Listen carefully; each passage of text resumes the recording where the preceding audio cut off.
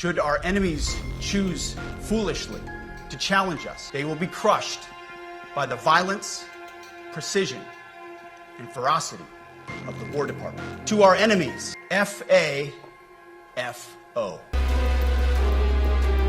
We will measure our success not only by the battles we win, but also by the wars we end, and perhaps most importantly, the wars we never get into. It's called peace through strength. Well, that was crazy. Every admiral and general was over at Quantico to see the Secretary of War, Pete Hegseth, talk about some things, and everyone's like, oh my god, is this gonna be him declaring a war on something? No, dude, like you would have seen an attack or something. But I do want to cover some of the top highlights of this 45-minute speech. To ensure peace, we must prepare for war. From this moment forward, the only mission of the newly restored Department of War is this: warfighting. Preparing for war and preparing to win. Unrelenting and uncompromising in that pursuit. Not because we want war, no one here wants war, but it's because we love peace. And as history teaches us, the only people who actually deserve peace are those who are willing to wage war to defend it. That's why pacifism is so naive and dangerous. It ignores human nature and it ignores human history. Either you protect your people and your sovereignty, or you will be subservient to something or someone. It's a truth as old as time. Now, it's been very clear that this segment in the beginning is pretty much setting the stage for the rest of the entire talk, and that is we are going back to only caring about warfighting. That's all we're doing. And he makes that very abundantly clear. There are some things where I'm like, that's a little spicy to say, because some of these people are maybe on the chopping block of the 20% that could be fired over the next however long they decide. But I think that's kind of why he brought these people together. There is no time for games. We must be prepared. If we're going to prevent and avoid war, we must prepare now. You see, this urgent moment, of course, requires more troops, more munitions, more drones, more Patriots, more submarines, more B-21 bombers.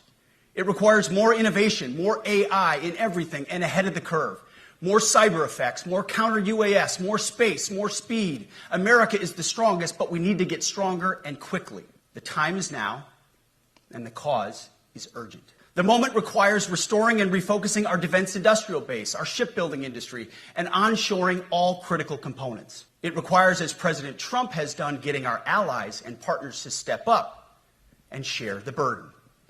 America cannot do everything. The free world requires allies with real hard power, real military leadership, and real military capabilities.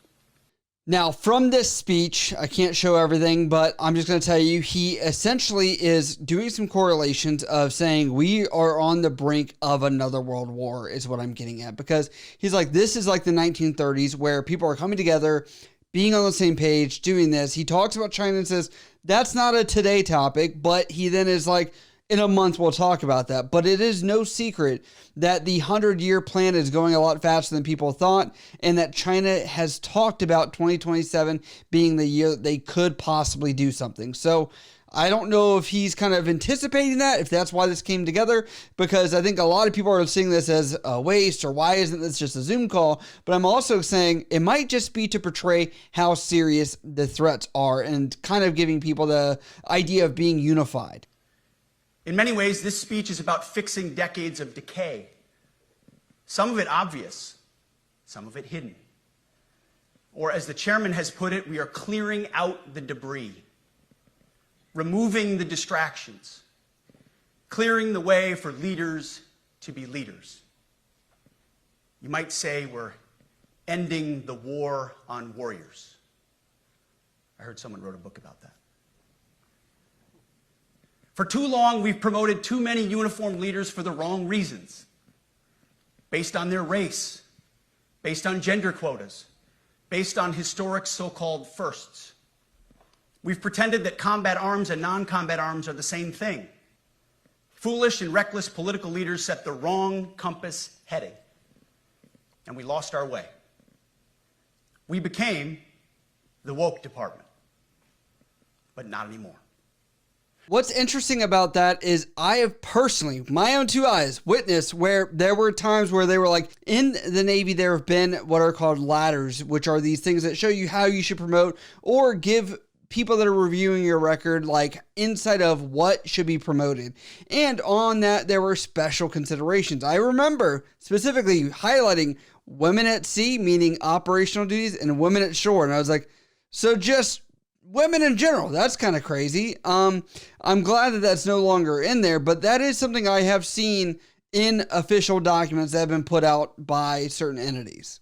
This means at the War Department, first and foremost, we must restore a ruthless, dispassionate, and common sense application of standards. I don't want my son serving alongside troops who are out of shape, or in combat unit with females who can't meet the same combat arms physical standards as men, or troops who are not fully proficient on their assigned weapons, platform, or task, or under a leader who was the first, but not the best.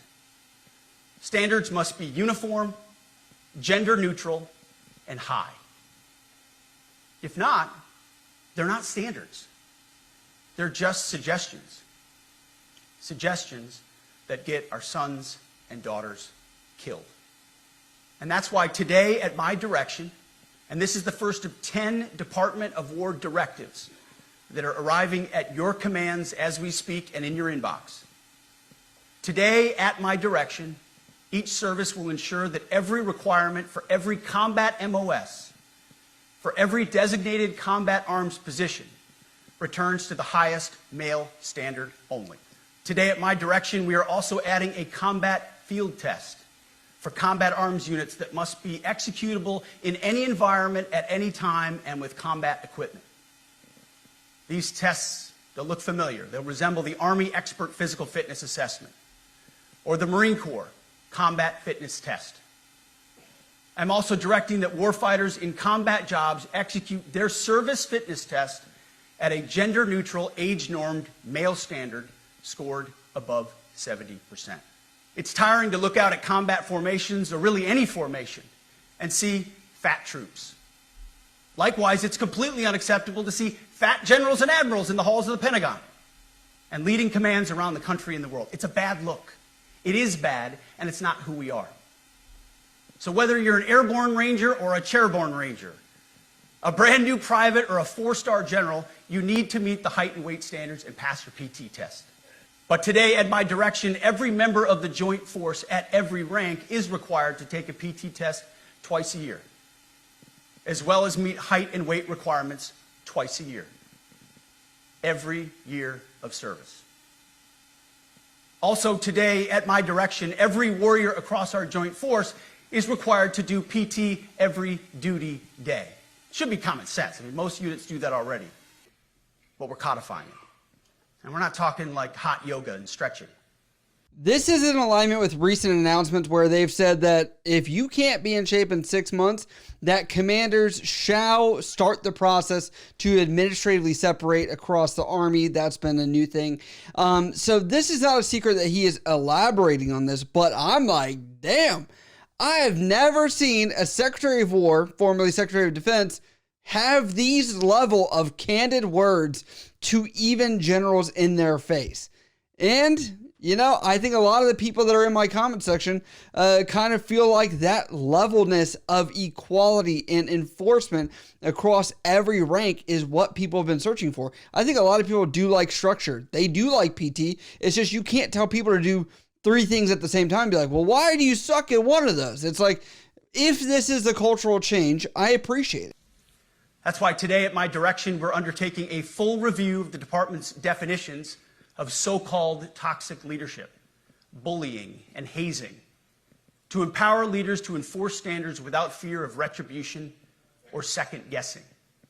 Of course, you can't do like nasty bullying and hazing. We're talking about words like bullying and hazing and toxic. They've been weaponized and bastardized inside our formations, undercutting commanders and NCOs.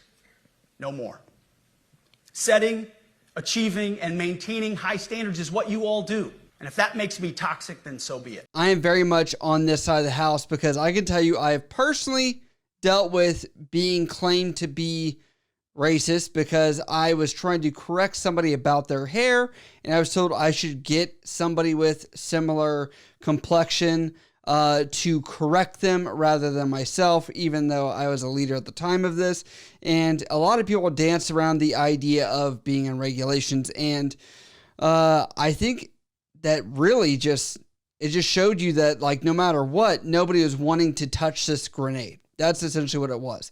And hearing this from the Secretary of War, I think is kind of a refreshing thing, to be honest with you, because whether you are white, black, Hispanic, Asian, whatever, you should be able to correct anybody because there are black and white guidelines that dictate what is allowed and not allowed. Just plain and simple. Because war does not care if you're a man or a woman. Neither does the enemy. Nor does the weight of your rucksack, the size of an artillery round, or the body weight of a casualty on the battlefield who must be carried. This, and I want to be very clear about this, this is not about preventing women from serving. We very much value the impact of female troops. Our female officers and NCOs are the absolute best in the world. But when it comes to any job that requires physical power to perform in combat, those physical standards must be high and gender neutral. If women can make it, excellent. If not, it is what it is. If that means no women qualify for some combat jobs, so be it. That is not the intent, but it could be the result, so be it. It will also mean that weak men won't qualify because we're not playing games. This is combat. This is life or death. As we all know, this is you versus an enemy hell-bent on killing you. To be an effective, lethal fighting force, you must trust that the warrior alongside you in battle is capable, truly physically capable of doing what is necessary under fire. You know this is the only standard you would want for your kids and for your grandkids. How will this roll out and in what fashion? Because I think that's where that gradient's going to happen. And because I think there are women that are in combat roles right now where the question would be, are they meeting that standard already? What is the grace period for that? If there is any grace period, and will these people still be allowed to serve in non-combat roles if they are wishing to leave them due to these new required standards? And if those are different than what they're currently serving at, if that is what they still wish to do. I'd love to hear how this rolls out as far as policy goes. We as senior leaders need to end the poisonous culture of risk aversion and empower our NCOs at all levels to enforce standards. Truth be told, for the most part, we don't need new standards. We just need to reestablish a culture where enforcing standards is possible. We are attacking and ending the walking on eggshells and zero defect command culture. A risk-averse culture means officers execute not to lose instead of to win. A risk-averse culture means NCOs are not empowered to enforce standards. Commanders and NCOs don't take necessary risks or make tough adjustments for fear of rocking the boat or making mistakes. A blemish-free record is what peacetime leaders covet the most, which is the worst of all incentives. I have to wholeheartedly agree with this because the fact that I feel if you are operating out of fear, that is where you've already lost. You've already gave up ground. It's almost refreshing. And I hate to be the back in my day, but like the 2008 time period when I came in, I mean, there was actual like standards, fear. If you failed, if you didn't exceed, if you didn't go above and beyond, it's like you were just a piece of crap. And it was kind of just openly known you could talk about if you were a piece of crap. And I always say this, if you join the military, it is the biggest way to hold a mirror up to you and be like, these are your strengths, these are your weaknesses, this is where you can improve. And I think that can be really formative for a lot of people when they first join or when they're first coming through adulthood to be able to do that. As you have seen, and the media has obsessed over, I have fired a number of senior officers since taking over. The previous chairman, other members of the Joint Chiefs, combatant commanders, and other commanders. The rationale for me has been straightforward. It's nearly impossible to change a culture with the same people who helped create or even benefited from that culture. My job has been to determine which leaders simply did what they must to answer the prerogatives of civilian leadership, and which leaders are truly invested in the woke department, and therefore incapable of embracing the War Department and executing new lawful orders. That's it. We've had to make trade-offs and some difficult decisions. It's more of an art than a science. We have been and will continue to be judicious, but also expeditious. The new compass heading is clear. Out with the Shirellis, the Mackenzies, and the Millies, and in with the Stockdales, the Schwarzkopfs, and the Pattons. More leadership changes will be made, of that I'm certain. Not because we want to, but because we must. Once again, this is life and death. But if the words I'm speaking today are making your heart sink, then you should do the honorable thing and resign. We would thank you for your service. But I suspect, I know, the overwhelming majority of you feel the opposite. These words make your hearts full. You love the War Department because you love what you do, the profession of arms. You are hereby liberated to be an apolitical, hard-charging, no-nonsense, constitutional leader that you joined the military to be. This is exactly why I think this entire meeting went down. Was this phrase right here of like, you're on board or you're not, and if you're going to hang around, I'm going to snoop you out and I'm going to make you pretty much forced retired anyway. And I'm like, whoa, he even name dropped former generals and was like, they're not part of the warrior ethos. We are going back to this historical foundation, which I'm like, oh, I'm curious what the backlash of this is going to be. There might be some kind of feud out there. I'll cover it if it happens. So these are the main highlights I took away that I thought were going to be the most important from my perspective to you guys, my audience. But you can search around YouTube, watch the entire thing, but it's about 45-ish minutes, around 2 hours for everything combined. So yeah, check it out if you'd like. But those are some of my thoughts. Let me know what you think about some of these new propositions and some stances and the cultural and climate change that you're seeing within the Department of War.